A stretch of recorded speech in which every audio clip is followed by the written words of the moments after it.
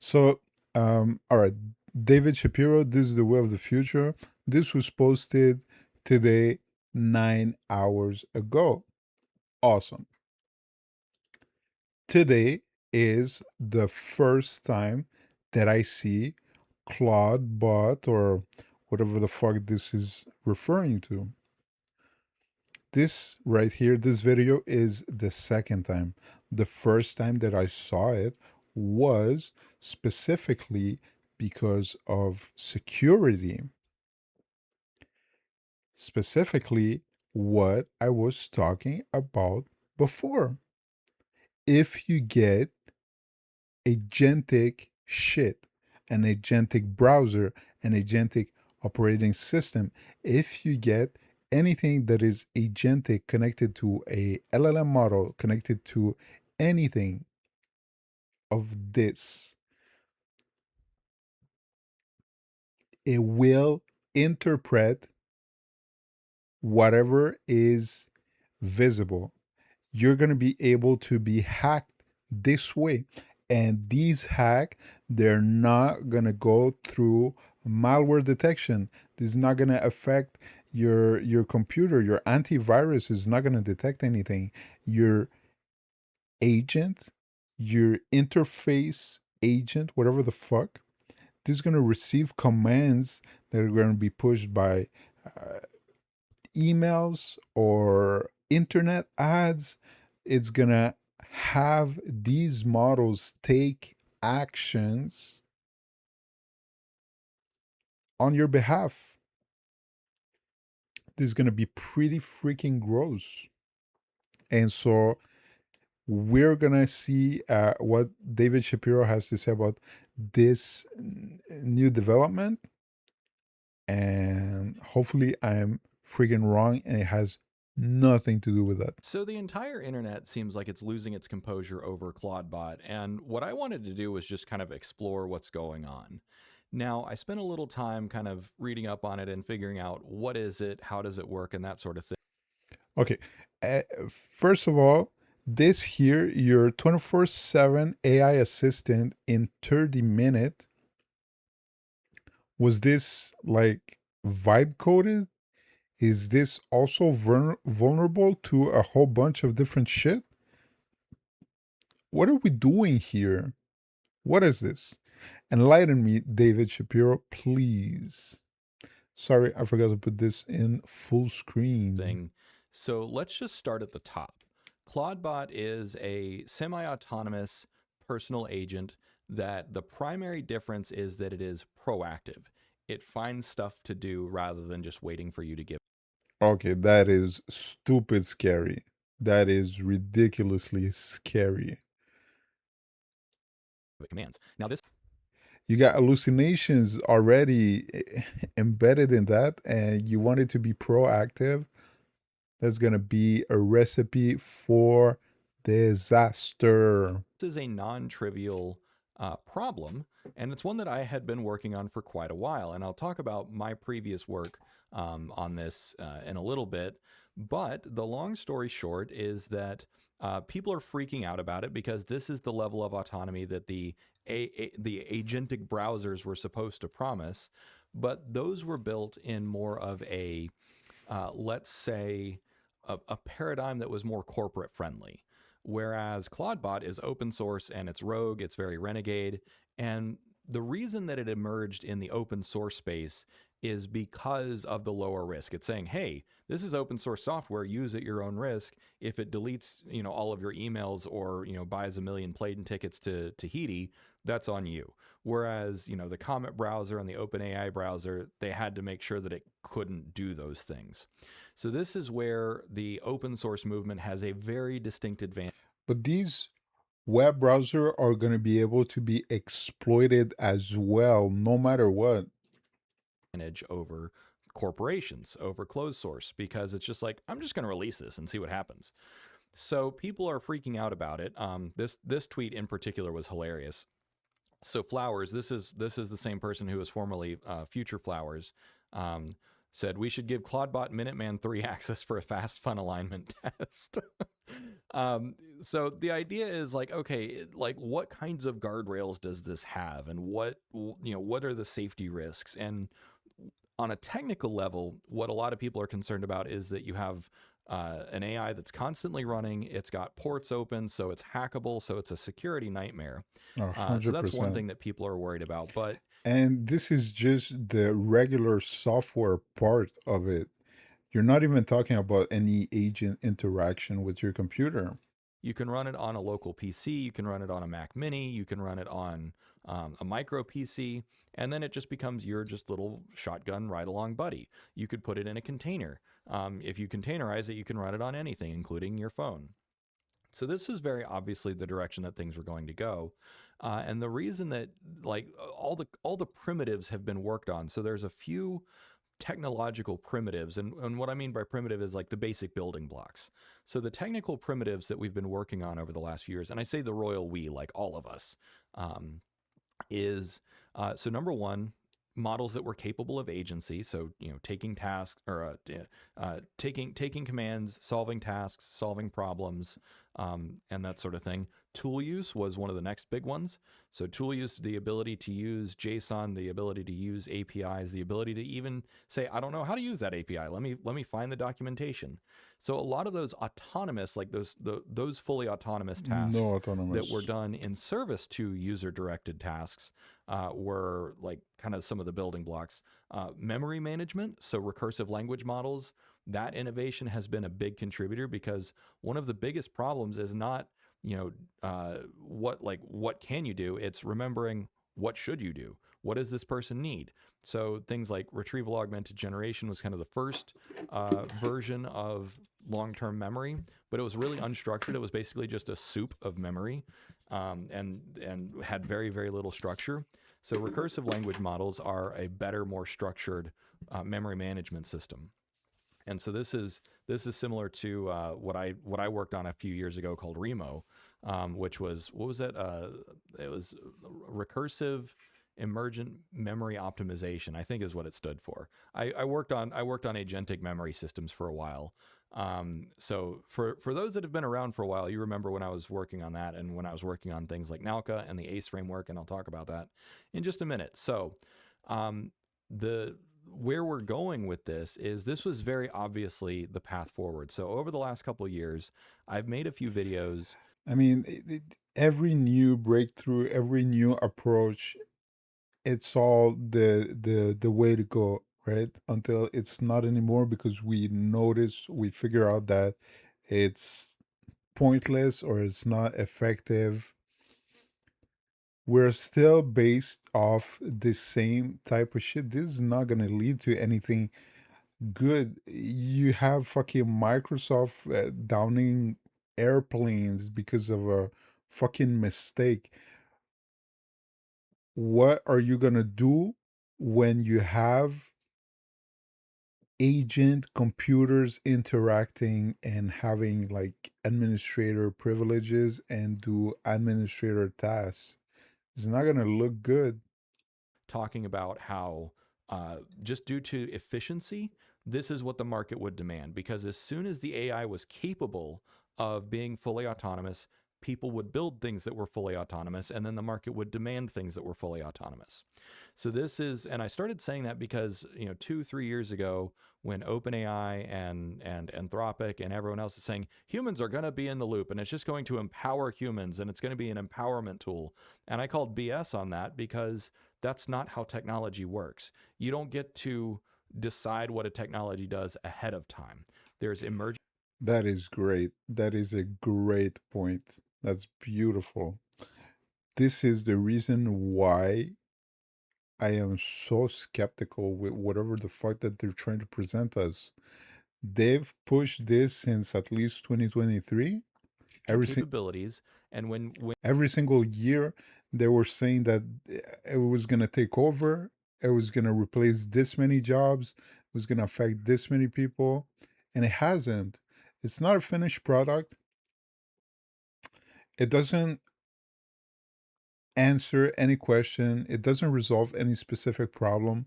They have something that they found, that they noticed that they were able to do, They took that and they shoved it everywhere to try to see what sticks. And nothing sticks. So this, honestly, I'm not sure what this is going to lead to, but so far it doesn't seem anything good. And when you take a step back and you say, we are clearly building something that is a thinking engine, and what's the difference between being able to Really clearly thinking engine. No, no, no, no. You can't have this type of discourse. This is how you confuse people. It is not thinking. If it was thinking, why would it need instructions to work? Why do you need to set it up? carry out a task that you tell it to carry out and autonomously carrying out that task? Well, you just Okay, so this is so stupid. If you tell it to do something, it is not autonomous. There's no crazy way to go about it. When you take an email and you move it to a folder, do you say that the computer did that autonomously?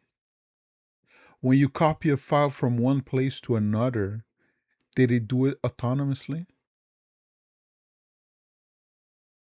When you turn on your computer, did your computer do it autonomously? need something to specify the task. So this is what like that's really what an agentic framework is you have one module or one motor or one loop that's saying, okay, what's the most important task to do next? So that's one loop. And then you have the outer loop, which is go do the task. And so then you have other services that manage the memory and that sort of thing. I remember when I had built a small team and we were working on Nothing autonomous in this scenario. There's nothing that works on its own. the ACE framework, one of the team members implemented it in such a way that it started doing things autonomously. And he's like, he shut that off. He's like, well, I didn't like it. I didn't like that it was coming up with its own ideas. I want it to only do what I tell it to. I'm like, I think you're fundamentally missing the purpose of autonomy. It's not coming up with its own ideas. Isn't that like just a type of hallucination? Where do you fit hallucinations inside of that? Because if there's even 0.1% that there's hallucination, how are you going to be able to know with the fucking black box property that it has?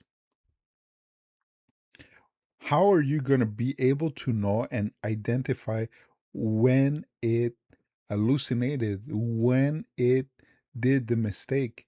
Because you can make mistakes that are not noticeable at the beginning or before a certain period of time.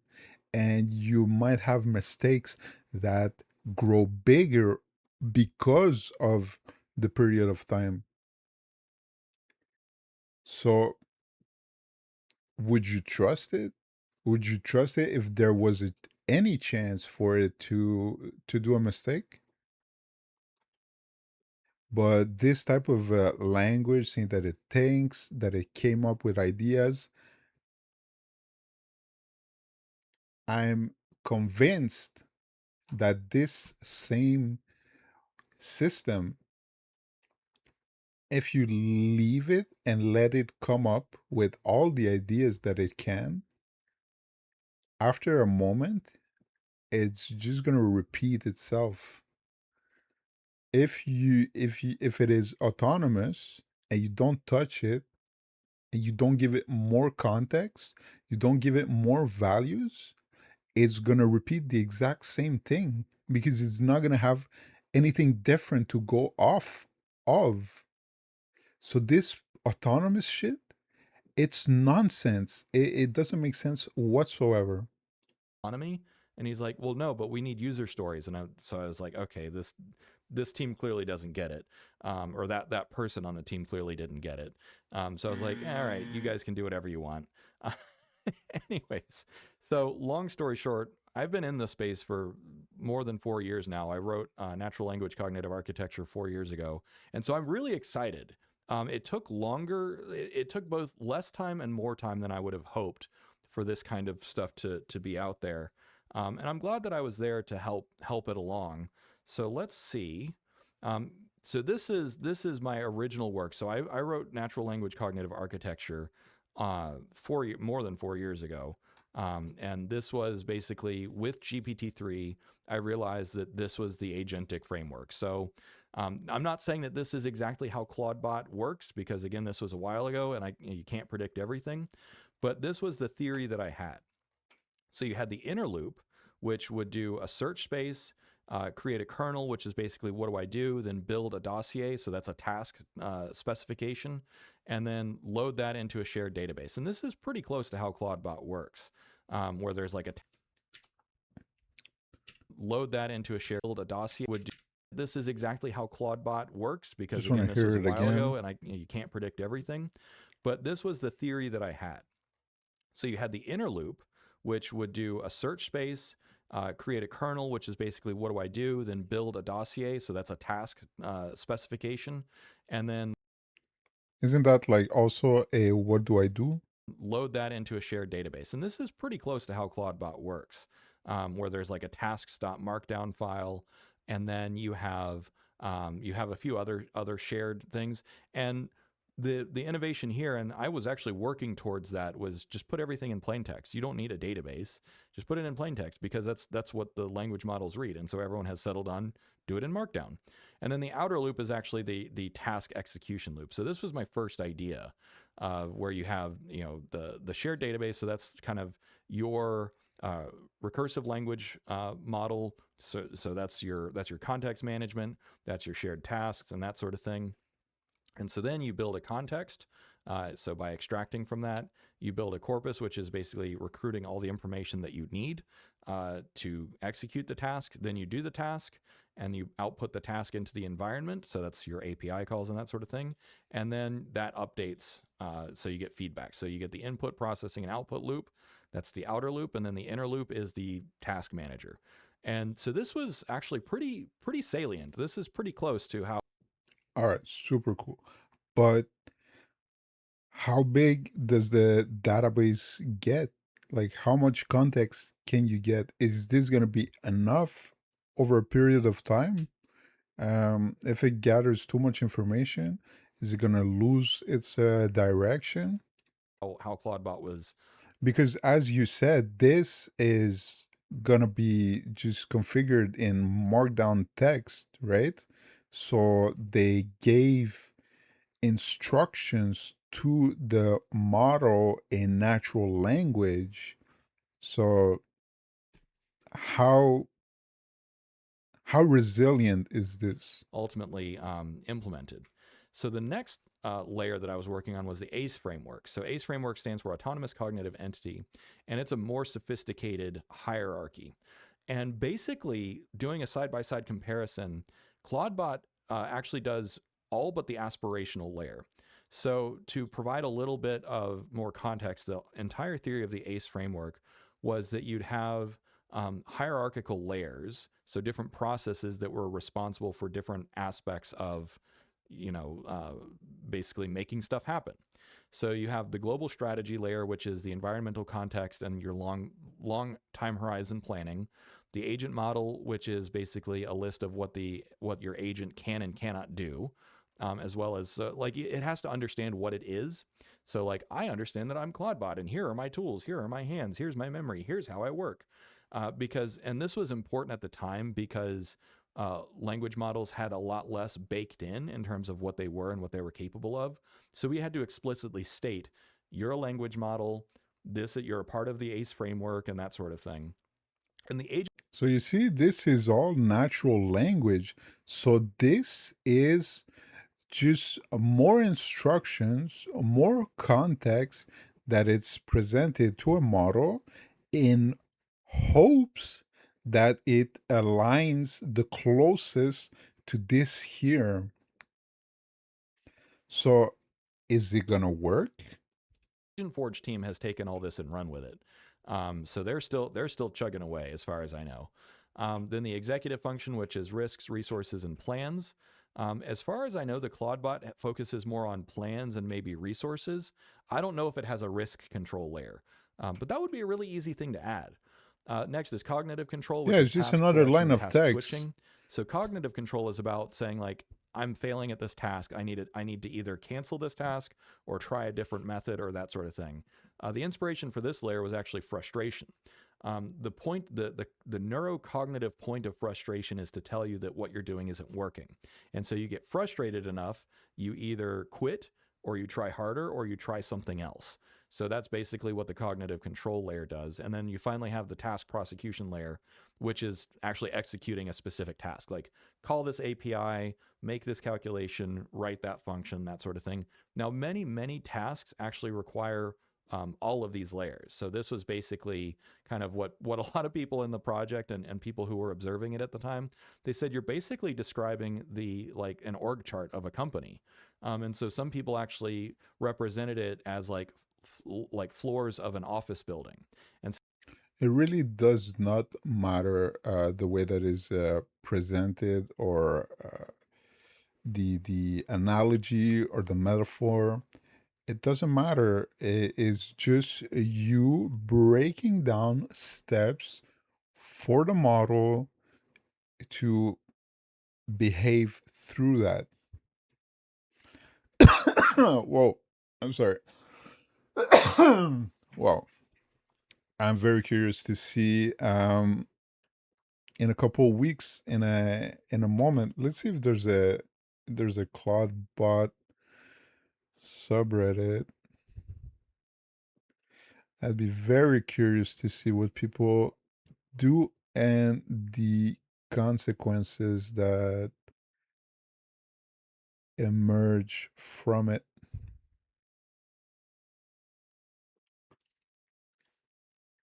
so then you have many small agents taking on each role in that floor, and they all talk with each other. And so then you have northbound bus and southbound bus. So the northbound bus is basically feedback from the environment. So this is the green bar here is your interface with the outside world. So that's APIs, that's telemetry, that's anything that you have control over or get input from the outside world. So that information needs to be disseminated to all the agents and layers. And then the southbound bus is command and control. Now, one of the things that is missing from Clawdbot is an aspirational layer. So this is one of the main critiques that a lot of people have created or said, is that Clawdbot doesn't have like its own Supreme Court to decide like, you know, does this abide by our mission values or our mission parameters or universal ethics or that sort of thing. And so the aspirational layer is about morality, ethics, and overall mission. So this is very similar to what you would say is like the Constitution. So like Claude's Constitution serves as an aspirational layer. And this has been really the centerpiece of my work since I got into AI safety, which is the heuristic imperatives. I'm really glad to be talking about the heuristic imperatives again. So the heuristic imperatives are what I came up with after studying morality, ethics, philosophy, game theory, and that sort of thing, which is, okay, if you have a fully autonomous machine, what are the highest values that you should give it so that it stays aligned with humanity and pro-life and that sort of thing? And so that was reduce suffering in the universe, increase prosperity in the universe, and increase understanding in the universe.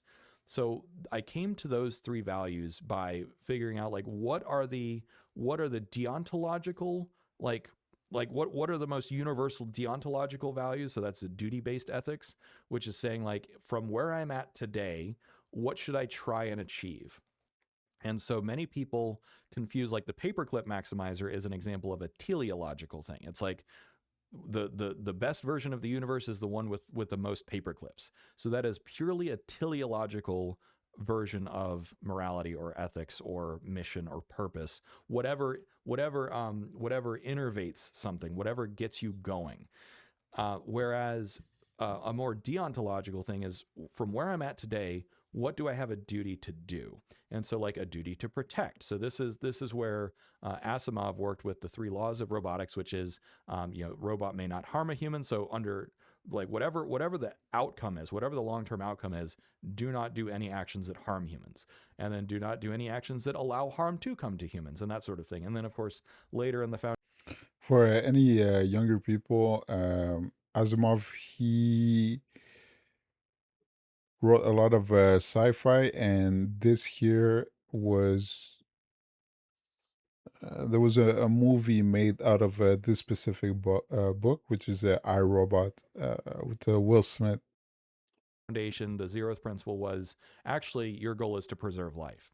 So ultimately, something like Clawdbot will need an aspirational layer, and I would recommend the heuristic imperatives. So reduce suffering. This is a very pro-social and pro-life heuristic, which is basically most intelligent animals will recognize the suffering in other animals and try and intervene.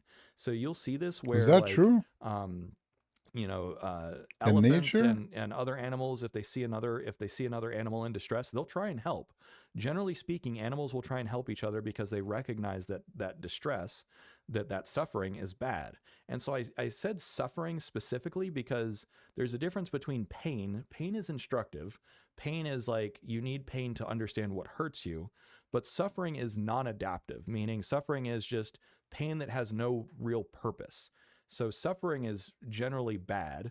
Now, from an artistic perspective, some people say, suffering creates art, which is, that's a defensible assertion. That's You look at a Vincent van Gogh, and he suffered a lot, and he created hodgepodge of whole ideas here. great art and that sort of thing. But that doesn't necessarily mean that it is teleologically good. And also, you're never going to eliminate suffering. So another thing is what I've established is a vector. So reduce suffering, not get it to zero, not eradicate suffering, just reduce it, just control suffering. Next is prosperity, because when you have a heuristic direction that says reduce suffering, the best way to reduce suffering is to reduce life, because the less life there is, the less suffering there is. So Okay, so this is all super cool and super interesting from a philosophical standpoint. Well, the thing is that this might not even come into play. What if the model is not able to interpret all those different things that you're trying to make it do or make it behave or try to align with the certain behaviors? What do you do when the reinforced learning human feedback was poorly done by those uh, people in developing countries? Nothing to take away from what they do or saying that they do a bad job, but I mean, we're human, we make mistakes. So what do you do if that specific model that you're trying to align is not even able to interpret all of that stuff? This is all very cool philosophically. It has no basis in the models that we have right now. This is going to be like unapplicable. Like, how do you integrate this into the model? Did you verbalize all this? These different processes? Have somebody else tried the office organizational chart approach? Did that do better?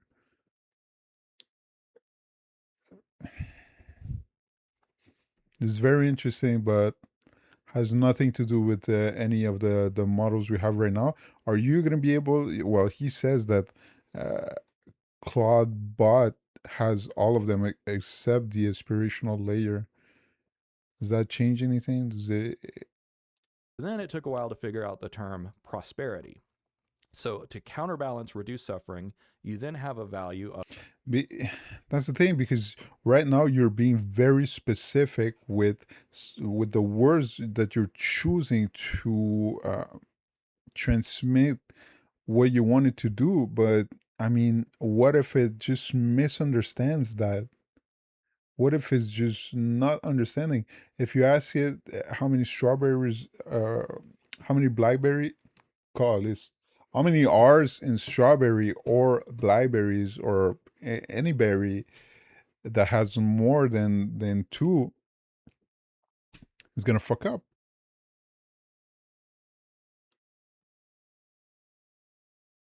Blackberry? I think I messed that one up. Oh well. of increased prosperity, which is a very universal word. It comes from Latin prosperitas, which means to live well. Literally, the root of prosperity means you want to live well, you want to flourish, you want to thrive. So you reduce suffering, you increase thriving, you increase flourishing in the universe, and it's universal because all life depends on all other life. Now, that's not universally true. There are parasites, there are life forms that are basically just harmful. But at the same time, every life But that doesn't make sense. You see, this is us being the center of the world. A virus is not harmful for itself, you know. This is just in relation to us that it is.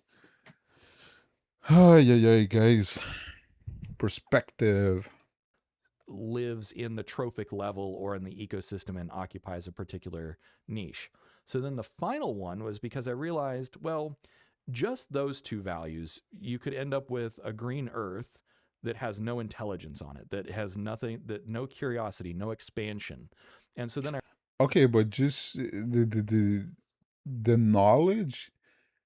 I mean, you could have a fucking USB key that has all the quote unquote knowledge that we have. That would be a way to preserve it. This is why this is absolutely pointless. Even if we were talking about real AI, what do you do if it just interprets what you say differently than the way you say it? realized the core objective function of humans that makes humans different is that we are curious. So I said, how do we encode a Why do we have an expression that says curiosity killed the cat? It's not just human. This is silly Billy. I mean, if you took 5 seconds and a step back, you're saying that all fucking creatures uh, try to help when they see suffering. So suffering is a common emotion in living creatures, but curiosity is not going to be.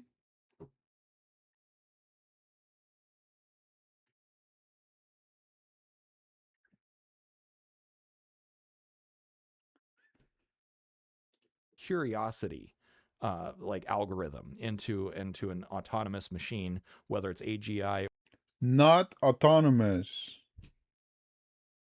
or ASI or your personal Clawdbot, as it turns out to be, and that was to increase understanding. So curiosity is the desire to know for its own sake. So the desire to understand for its own sake. So rather than saying curiosity, which is I just want to know things, right? Because pure curiosity, unbridled curiosity can lead you to do things like, Section 31 and torturing frogs just to see what happens. There was actually an episode, this was also inspired by an episode of Star Trek, where there was this galactic entity that wanted to experiment on the crew of the Enterprise just to see what would happen. And so that was an ethical dilemma. But in relation to who, it's interesting because Star Trek it explore those situation, but we're not put in those situation. Yeah, Showing pure curiosity for its own sake can actually be destructive and it can be harmful and cause and it's relative as well. You know, you can have curiosity for a whole bunch of things that are not just understanding. suffering. So, however, you do want to understand. And that's one of the core drives of humanity. It's like, hey, what's over there? What's on the horizon? How do I get across this body of water? Why does fire happen? Our curiosity is what sets us apart. So then I said, okay, we have created this higher layer of organism. Oh, bro, that is such a big ass blanket statement. If people, if creatures, if animals did not have any curiosity, they would all die in the same 5 meter square meter. Oh, I'm so sorry. Yeah, boy. That 3 foot square. uh, they would die where they're born. They're curious. They have the same curiosity. This is just a big ass blanket statement. Organization, and how do we encode that into a machine? Now, plenty of people, because, if you followed me for a while, you know that heuristic imperatives, people are talking about it, people have put it into agents. I'm really excited, and the reason I'm making this video, and I didn't know that I was going to make the video this way, but the reason I'm making this video is because I think we have a really powerful opportunity to now take that prior work, that the Agent Forge team worked on, the ACE framework team worked on, and anyone who's tried to implement natural language cognitive architecture. The core heuristic imperatives would be, I think, really great to add to something like Clawdbot. Listen, this specifically, what he just said, is the reason why it is not safe and people are going to be able to circumvent, as long as they keep using the same approach, any model that is produced.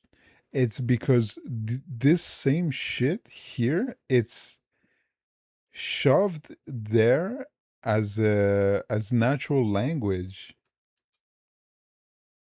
Why would it why would it be infiable? So yeah, I guess that's where I'll leave it. I think I was working on a notebook LM to understand it, but it looks like it failed. Anyways, so I'll leave it there today. And yeah, thanks for watching. If I sound different, it's because I'm practicing using my voice differently.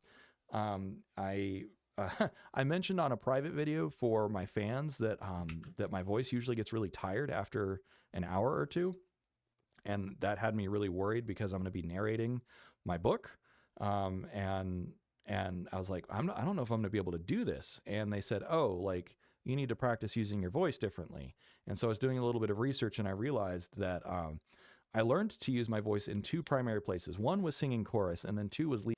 All right. So the part about this is very interesting from a philosophical standpoint, in my opinion. I don't see how this is going to be implemented. All right, but this shit here. So a quick look. The AI that actually does things: clears your inbox, send email, manages your calendar, check you in for flights.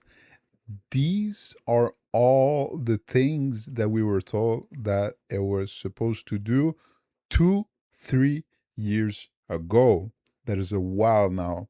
This is a very long time ago. And nothing has happened yet.